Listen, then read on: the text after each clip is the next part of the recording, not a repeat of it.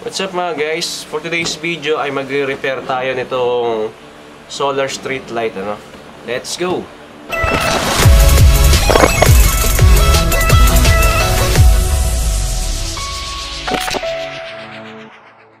So ito guys ay nabuksan ko na dati, no? Kailangan nyo dito ay meron kayong heat gun para tanggal nyo yung pinakasilant nyo sa mga gilid nya. Kung wala naman, pwede maita tubig. So gagawin natin ngayon ay tatanggalin natin yung mga screw nya.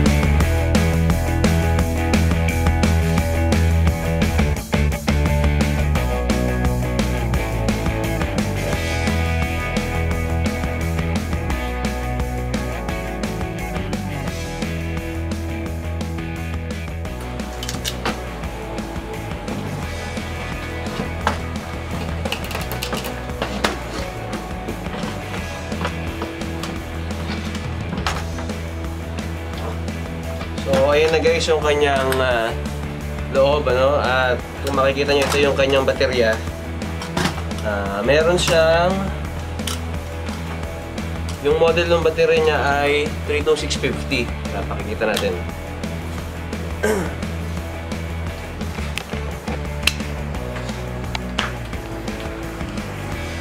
Ito guys yung loob ng kanyang... tawag dito. So ayan, ay loob ng solar street light natin. Ayan yung kanyang baterya, 32650. Good thing mayroon tayong stock. Yan. So if ever na baterya problema na to, ay papalitan na natin itong baterya. So test muna natin to kung gagana ba.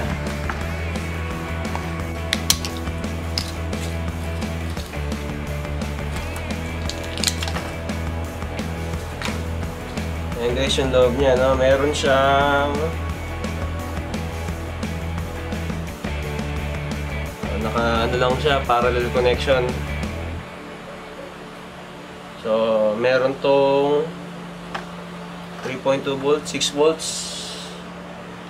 Test natin kung gagana.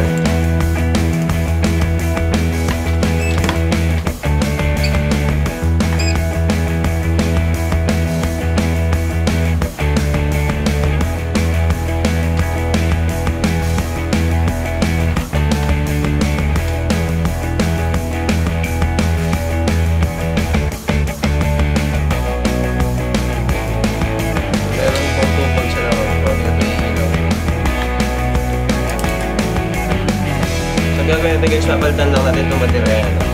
Tapos syempre, ito yung kanyang mga BMS. Kita nyo, save natin yun. Tanggalin lang natin ito.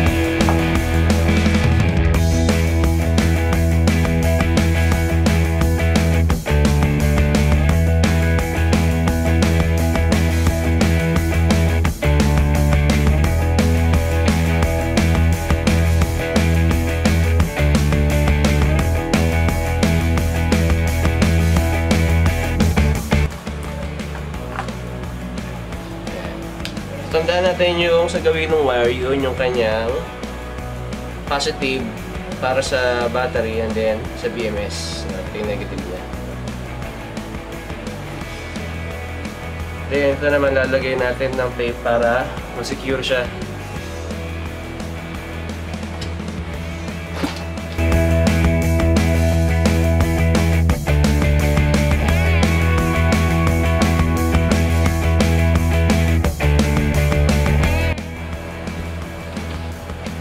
Tinanggal muna natin guys yung ating BMS sa ating solar street light para mas madali tayo makapaghinaw.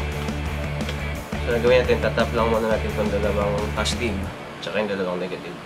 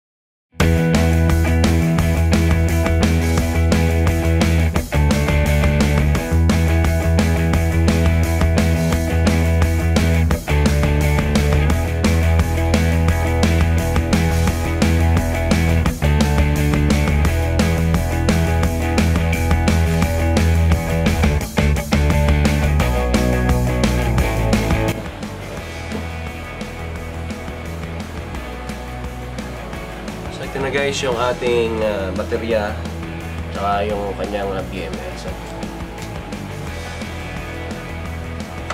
Ayan guys, naihinaw na natin yung isa.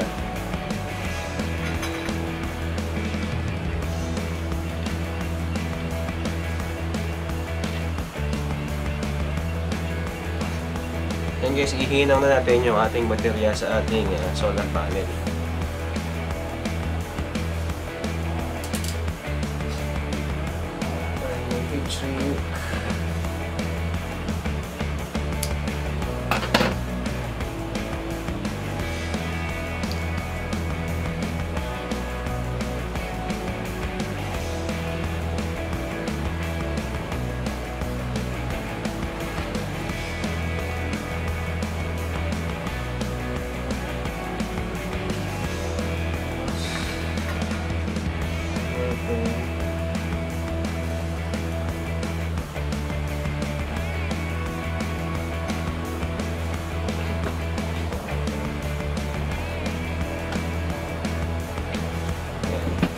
Test natin guys kung mag-iilaw siya.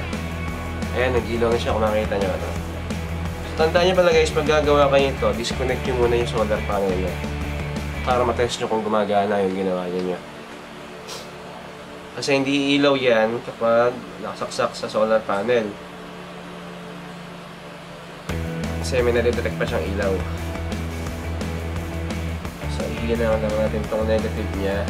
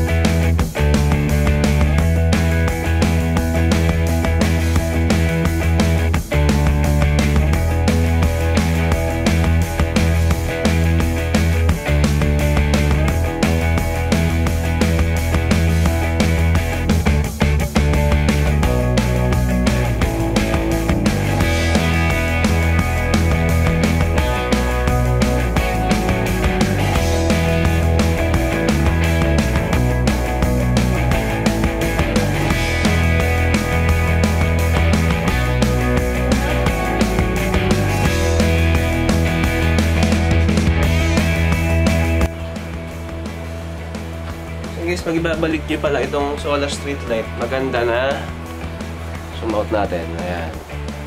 Dapat ito ay waterproof pa rin. So, gagamit tayo ng waterproof na paint para hindi siya pasukin ng tubig pag tagulan. So, ang gagawin, tinalagyan lang natin yung mga gilid-gilid niya. Ano? Ano natin dito?